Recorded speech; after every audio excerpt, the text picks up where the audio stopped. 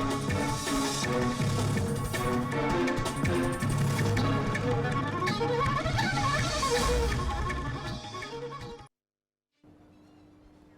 evening, welcome to News 360 Real Mantra Special Live Show. This is Madhuri.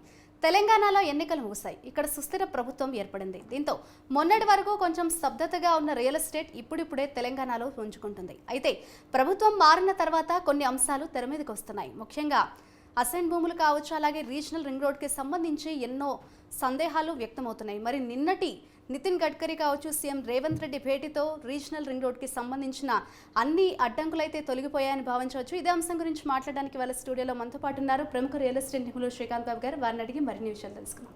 నమస్తే శ్రీకాంత్ బాబు గారు, welcome to news 360 sir. నమస్తే శ్రీకాంత్ బాబు గారు, నిన్న నితిన్ గడ్కరీ అలాగే సీఎం రేవంత్ రెడ్డి మీటింగ్తో అటు రీజనల్ రింగ్ రోడ్కి సంబంధించి చాలా డౌట్స్ అయితే క్లియర్ అయిపోయాయని అనుకోవచ్చు. జాతీయ రహదారికి సంబంధించి రీజనల్ రింగ్ రోడ్కి ఉన్న అడ్డంకులన్నీ తొలగిపోయాయని అనుకోవచ్చు అంటారా?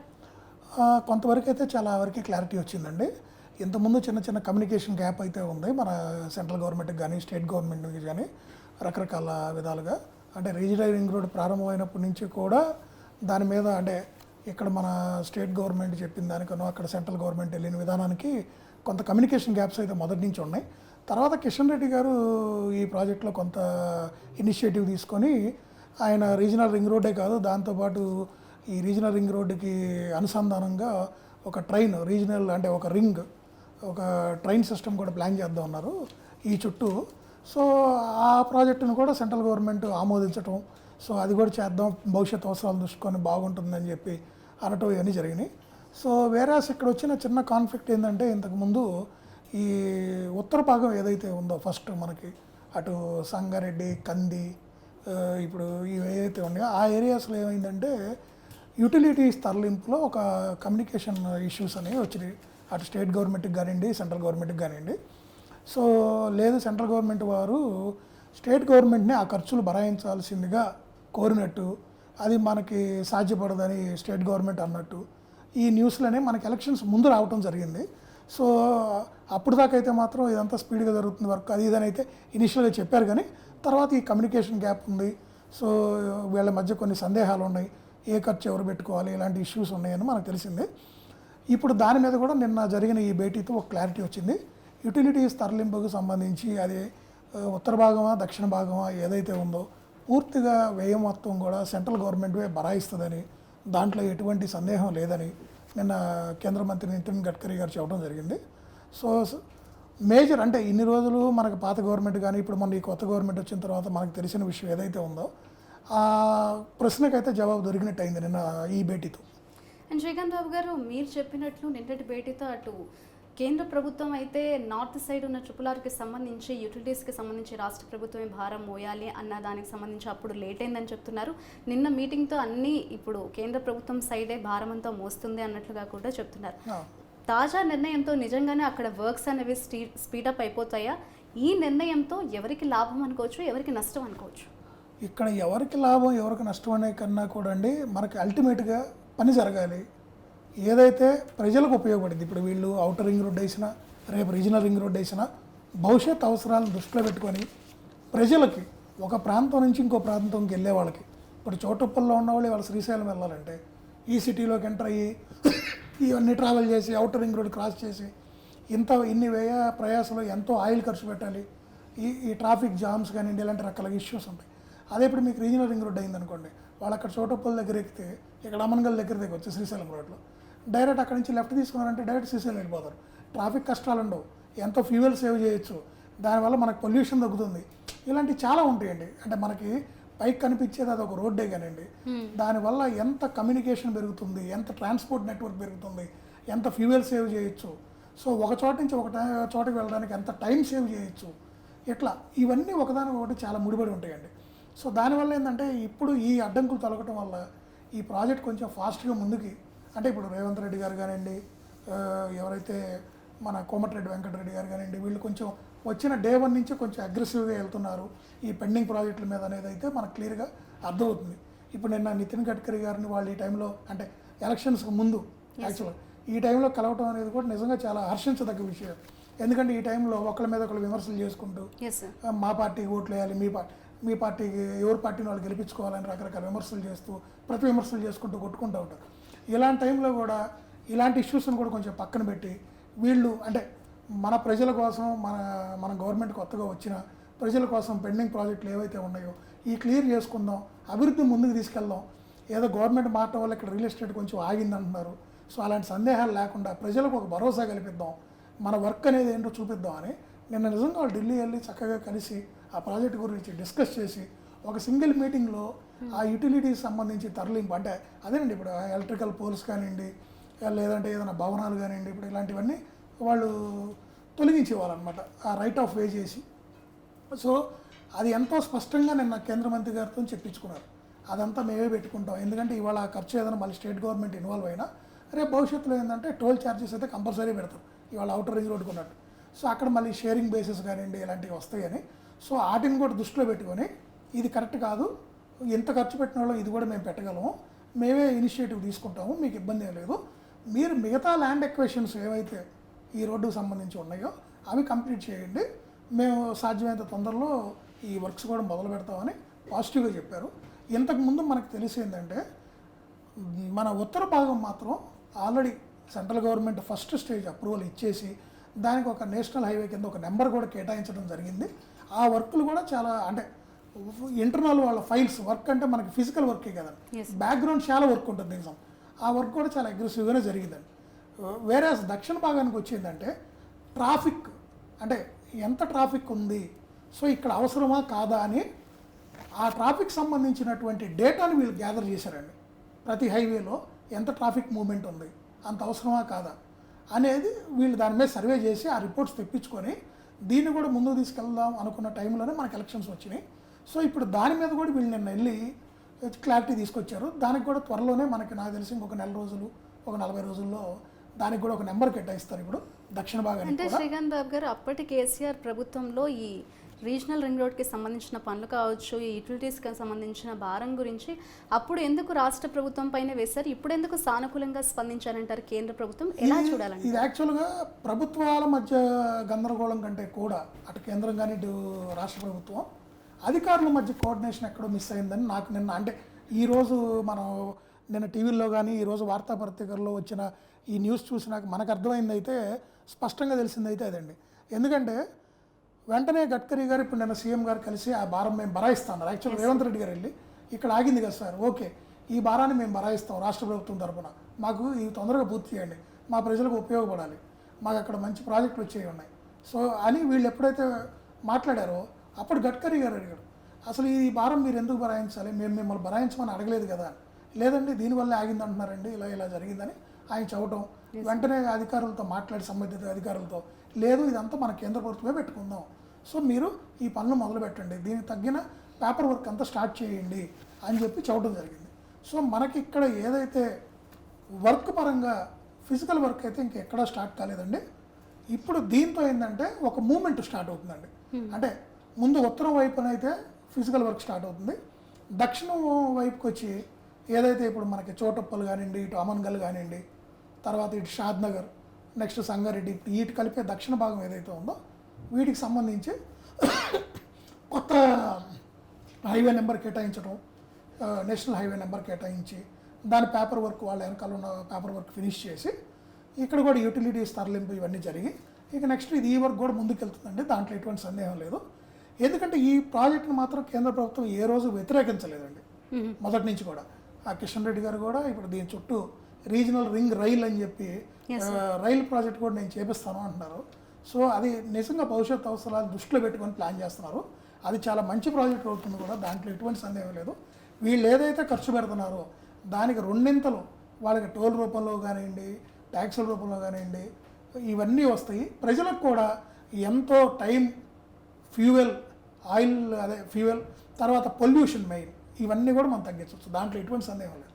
శ్రీకాంత్ బాబు గారు నిన్నటి నితిన్ గడ్కరీ సీఎం రేవంత్ రెడ్డి భేటీతో నితిన్ గడ్కరీ ప్రకటనతో అటు భూసేకరణ కావచ్చు, విధానపరమైన అంశాలన్నీ కూడా ప్రక్రియ అన్నిటి కూడా స్పీడప్ అయ్యే అవకాశం ఉందని అనుకోవచ్చా ట్రిపుల్ సంబంధించి? ఖచ్చితంగా అండి.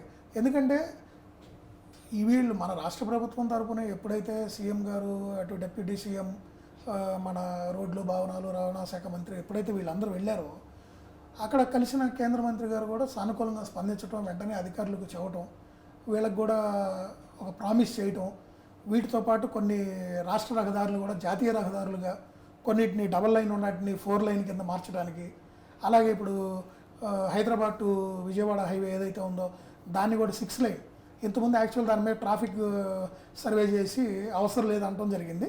అక్కడ ప్రమాదాలు బాగా జరుగుతున్నాయి ఈ మధ్య. సో దాన్ని దృష్టిలో పెట్టుకొని 6 లైన్ చేయాలండి అని వీళ్ళు మళ్ళీ ఇంకొకసారి అభ్యర్థించడం, దాన్ని కూడా ఆయన పరిశీలిస్తానంటం చెప్పడం జరిగింది. ముఖ్యంగా రీజనల్ రింగ్ రోడ్ దీని గురించి అయితే మాత్రం ఆయన చాలా పాజిటివ్గాను, అతి త్వరలో ఈ దక్షిణ భాగానికి కూడా ఒక నెంబర్ కేటాయిస్తాము జాతీయ రహదారుల కింద, అలాగే ఈ ఉత్తర భాగం వర్క్ కూడా స్టార్ట్ అయిపోతుంది అని పాజిటివ్గా అయితే ఆయన చెప్పారు. సో దానివల్ల ఏంటంటే ఖచ్చితంగా ఈ పని ముందుకెళ్తుంది, దాంట్లో ఎటువంటి సందేహం లేదు. కాకపోతే ఈ 2-3 నెలలు మనకు ఎలక్షన్స్ ఉన్నాయి కాబట్టి అది ఏదైనా కొంచెం ఒక 2 నెలలు అటు ఇటు అవ్వచ్చాయి. కానీ కేంద్ర మంత్రి చెప్పారు కాబట్టి, కేంద్ర రవాణా శాఖ మంత్రి చెప్పారు కాబట్టి ఇది ఆగే పరిస్థితి అయితే లేదు. ప్రస్తుతం ఈ RRRకి సంబంధించి రహదారులను అప్గ్రేడ్ చేయాలని కేంద్ర మంత్రి నితిన్ గడ్కరీ నిర్ణయంతో రియల్ ఎస్టేట్ రంగంకి ఊతం ఇచ్చినట్లే అవుతుందని అనుకోవచ్చు అంటారా ప్రస్తుతం తెలంగాణలో? ఖచ్చితంగా అండి. దీనివల్ల ఎప్పుడైనా మనకు ఒకటే గుర్తుపెట్టుకోండి, డెవలప్మెంట్, మౌలిక వసతులు పెరగటం, ఇన్ఫ్రాస్ట్రక్చర్ డెవలప్మెంట్ ఎప్పుడైతే జరుగుతుందో ఆటోమేటిక్గా మీకు ఏమవుతుందంటే టైం సేవ్ అవుతుందండి. టైం ఎప్పుడైతే మీకు టైం సేవ్ అయిందో ప్లస్ మీకు ఆ దూరం అనేది దగ్గర అవుతుంది, అప్పుడు ఏమవుతుందంటే ప్రజలు కూడా స్వచ్ఛందంగా బయటికి వెళ్ళి నివసించడానికి, అంటే ఈ సిటీలో ఈ పొల్యూషన్లో, ఈ ఇరుకు రోడ్డుల్లో, ఇరుకు కాలనీల్లో ఇంత రెంట్లు పెట్టి లేదా ఇక్కడ ఇంత ఖర్చు పెట్టి, ఇప్పుడు ఇక్కడ 1.5-2 కోట్లు పెట్టి ఒక ఫ్లాట్ కొనుక్కునే బదులు అదే 1.5-2 కోట్లలో ఒక 30 కిలోమీటర్లు వెళ్దాము, మనకెంత ఒక 20-25 మినిట్స్లో వెళ్ళిపోతున్నాం కదా, చక్కగా మనకు రహదారులు వచ్చినాయి కదా, అక్కడ మౌలిక వసతులు పవర్ కానివ్వండి, వాటర్ కానివ్వండి, డ్రైనేజ్ సిస్టమ్ కానివ్వండి, ఇవన్నీ తయారైనాక ఏం చేస్తారు, పబ్లిక్ అనేవాళ్ళు అక్కడికి వెళ్ళడానికి ఇష్టపడతారండి.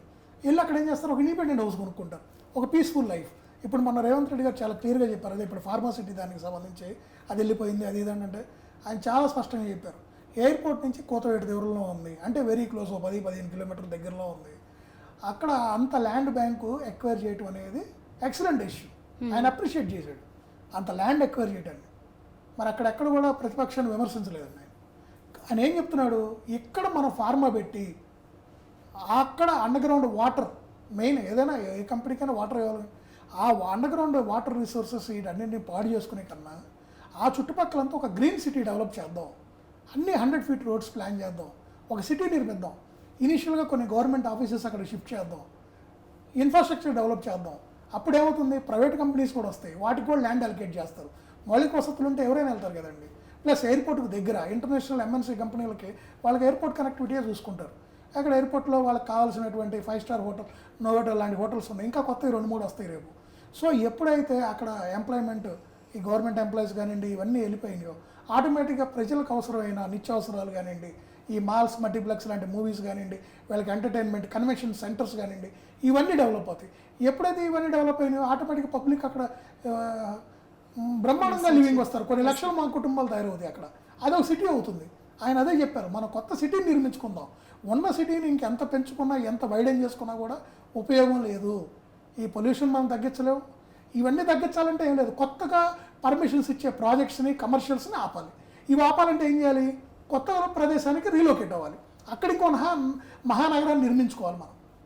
సో ఇప్పుడు ఆయన అదే చెప్పారండి, ఆయన ప్లాన్ చాలా బాగుందండి నిజంగా, దాన్ని మనం అప్రిషియేట్ చేయాలి. ఇప్పుడు ఫార్మా కంపెనీకి ఇంకేముంది, ఇంకో 10 కిలోమీటర్లు అవతల ఇస్తానంటున్నారు ఆయన. ఫార్మా మనకొద్దు, హైదరాబాద్లో మనకొద్దు అని అనట్లేదు ఆయన, ఆ ప్రాజెక్ట్ని కొంచెం అవతల పెట్టుకుందాం. Outer ring road, regional ring road మధ్య ఏదైతే 30 కిలోమీటర్ల గ్యాప్ ఉందో త్రూ అవుట్ ద రింగ్ మనం మంచి మౌలిక వసతులు తయారు చేసి, మంచి రెసిడెన్షియల్, కమర్షియల్స్ ప్రజలు ఉండే విధంగా, పెద్ద పెద్ద ప్రాజెక్ట్స్ వచ్చే విధంగా, విల్లాస్ కానివ్వండి, హైరేజ్ కానివ్వండి, గ్రీనరీని దృష్టిలో పెట్టుకొని ఇలాంటి కంపెనీస్ని డెవలప్ చేద్దాం. ఇప్పుడు భవిష్యత్తు అంతా సోలార్ అవబోతుంది, సోలార్ రిలేటెడ్ కానివ్వండి, బ్యాటరీస్, కార్లు కూడా ఇప్పుడు అంతా బ్యాటరీ కార్స్ ఉంటుంది. సో వీటి రిలేటెడ్ కంపెనీస్కి అక్కడ ల్యాండ్ అలొకేట్ చేసి ఇలాంటి ప్రాజెక్ట్స్ డెవలప్ చేసి ప్రజలకు ఉద్యోగాలు కల్పిద్దాం, అలాగే మౌలిక వసతులు డెవలప్ చేసినప్పుడు వాళ్ళ నివాసయోగ్యంగా కూడా ఉండే విధంగా డెవలప్ చేద్దాం అనేది ఆయన ముఖ్య ఉద్దేశం. సో దానివల్ల ఏంటంటే డెఫినెట్గా హైదరాబాద్ గ్రోత్ నాకు తెలిసి అయితే మాత్రం నెక్స్ట్ ఈ ఎలక్షన్స్ అయిపోయిన తర్వాత చక్కగా వెళ్తుందండి, మంచి ఫాస్ట్ పేస్లో వెళ్తుంది, దాంట్లో ఎటువంటి డౌట్ లేదు. అండ్ శ్రీకాంత్ బాబు గారు, రానున్న రోజుల్లో ఈ రియల్ ఎస్టేట్ రంగం అనేది RRR చుట్టూ ముంచుకోబోతోంది అని అనుకోవచ్చు అంటారా? డెఫినెట్గా అండి. అవుటర్ రింగ్ రోడ్డు చేసినప్పుడు కూడా మనకు అవసరమా అనుకున్నారు అందరూ. ఈ రోజు అవుటర్ రింగ్ రోడ్ పరిస్థితి ఎలా ఉంటుందో మనకు తెలుసు.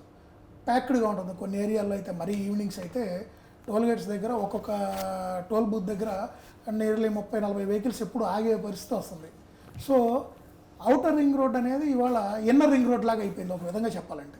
సో కమింగ్ డేస్లో రీజనల్ రింగ్ రోడ్ మాత్రం ఒక గేమ్ చేంజర్ అవ్వబోతుంది హైదరాబాద్ గ్రోత్లో.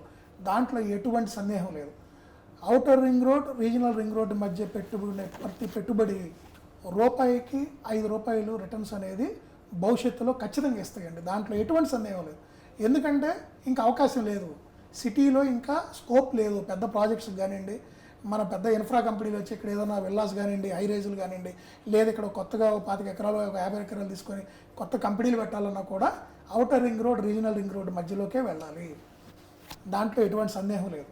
సో హైదరాబాద్కి మనం ఏదైతే ఇప్పుడు ఫార్మాకి ఎక్వైర్ చేసిన ల్యాండ్, కందుకూరు, కట్తాల్ ఈ పరిసరాల్లో ఎక్వైర్ చేసిన ఈ ల్యాండ్ 25,000 ఎకరాలు ఏదైతే ఉందో భవిష్యత్తులో ఇది ఒక మంచి హబ్ కింద తయారవుతుంది.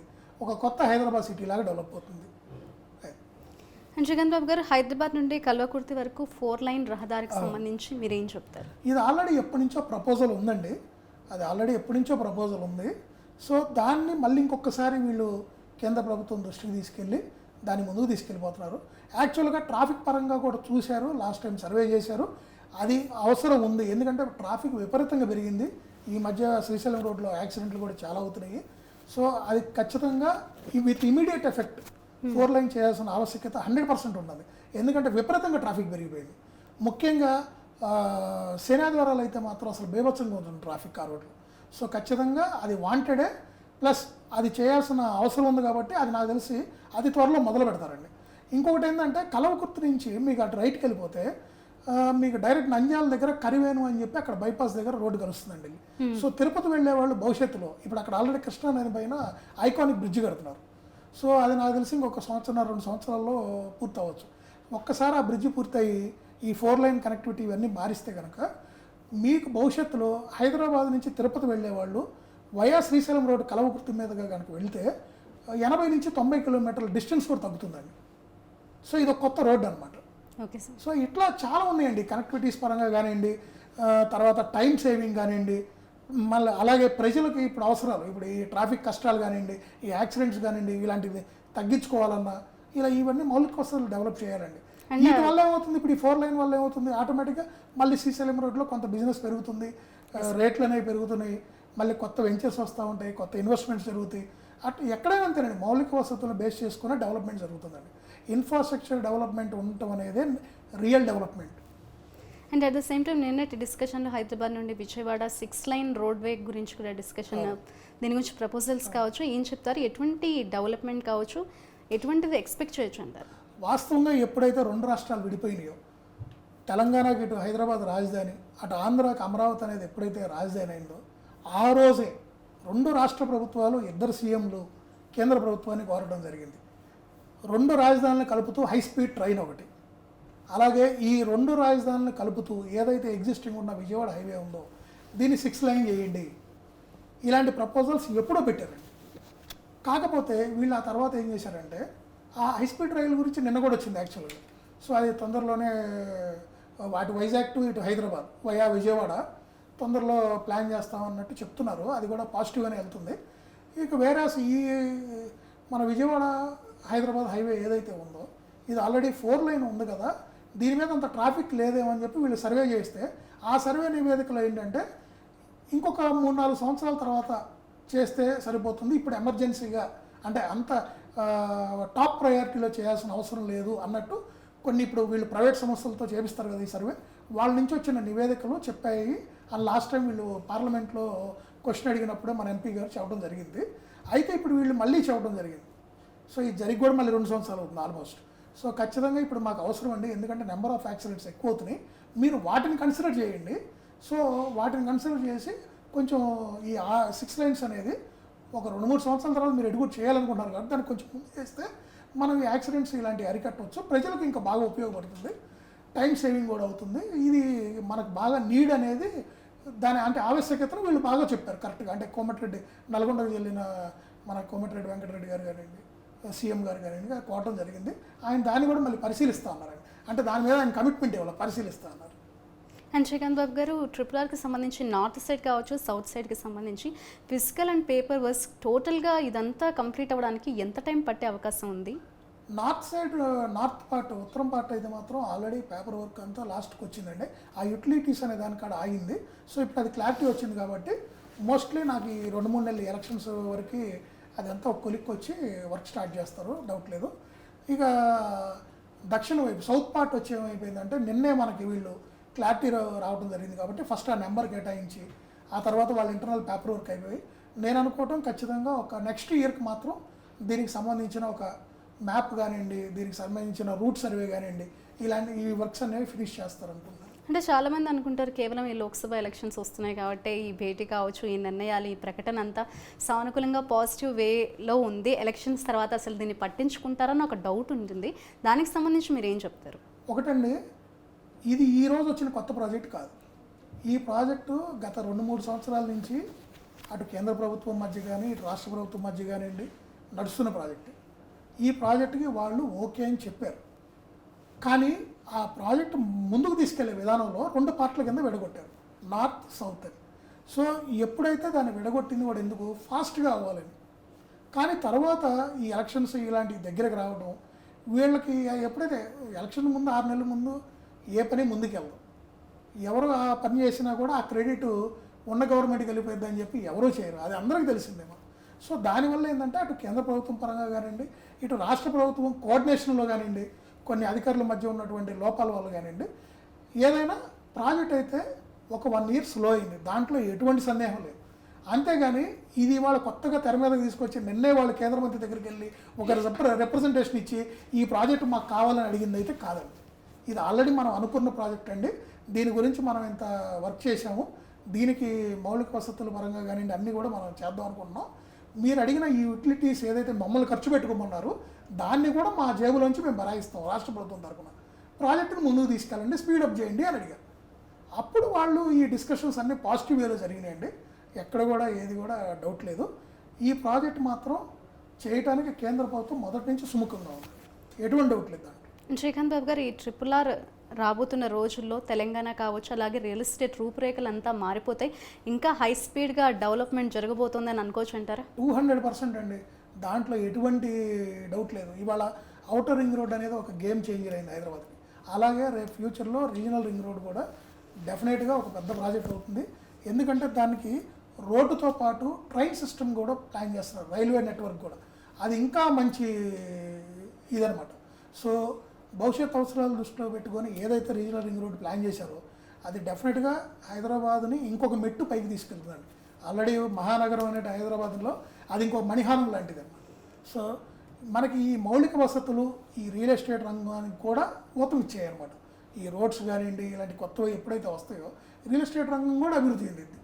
దానివల్ల ఏంటంటే రాష్ట్రానికి రెవెన్యూ కూడా బాగా వస్తుంది, కొత్త డెవలప్మెంట్స్ చేసుకోవచ్చు. Thank you so much Srikanth Babu garu. RRRకి మొత్తానికి అన్ని అడ్డంకులు తొలగిపోయాయి లేదా ఎవరికి లాభం ఎవరికి నష్టం చాలా బాగా ఎక్స్ప్లెయిన్ చేశారు. Thank you sir. Thank you. చూసారు కదండి, ఇది వాళ్ళ News 360 రియల్ మంత్ర special live show. Keep watching News 360. నిజం ఆలోచనను మారుస్తుంది.